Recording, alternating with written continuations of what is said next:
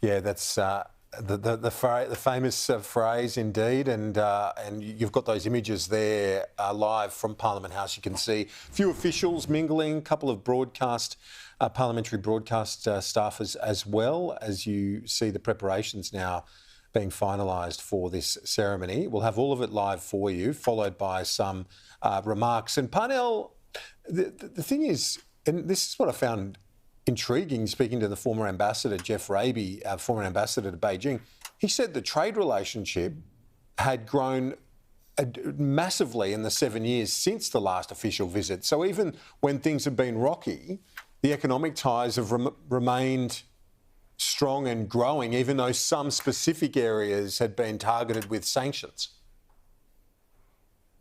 That's right. Sometimes these sanctions are really show sanctions, and there are other things going on behind the scenes that we don't see, that aren't as visible.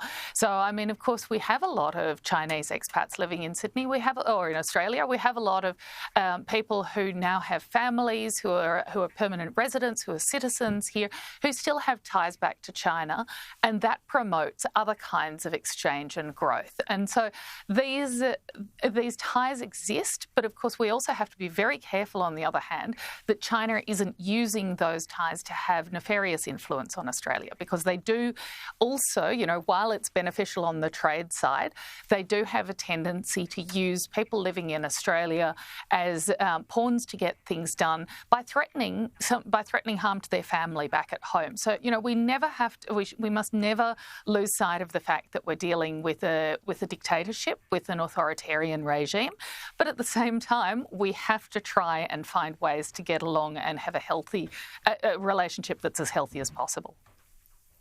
And according to a number of analysts in this space, Simon, China very keen to mend fences where they can in the Western world, particularly with big trading partners. With the prospect of a Donald Trump presidency looming, they could face massive tariffs themselves, and they need to have other options. Look, I think that's right, but it'll be very interesting to see, obviously, what happens in the US presidential election, what goes on beyond that. Look, I think Parnell's point a couple of moments ago were spot on. Like, you know, this is a complex and difficult relationship, but a really critical one for the Australian economy. We should never compromise on our fundamental values when it comes to dealing with China, but you know, we do have really important ties, both commercial and person-to-person ties between our two countries. And ultimately, I think this is one of the great roles that Australia has played throughout the last sort of 50 years in its relationship with China. No one doubts on either side of this whose side we are ultimately on, but we are always an important bridge, particularly between the Americans and the Chinese.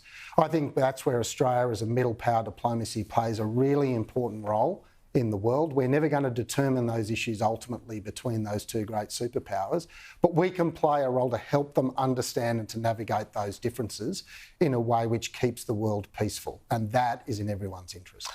Parnell, let's turn our attention to a couple of opinion polls out today.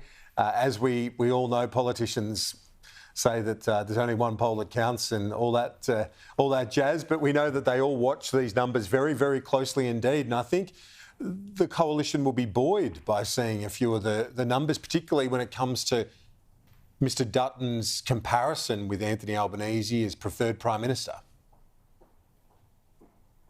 Yeah, I think we spoke about this on Friday. In fact, you know, this is, to my mind, the electorate really embracing the realism that Dutton is bringing to debates.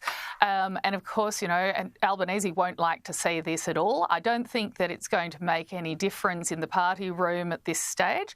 But of course, the Liberal Party will be very pleased to see this. It shows that the strategy of talking about the cost of living, talking about how energy plays into the cost of living, and keeping a focus on the things that are really hurting households and how we can address them in a realistic way could turn into a winning strategy for the Liberals.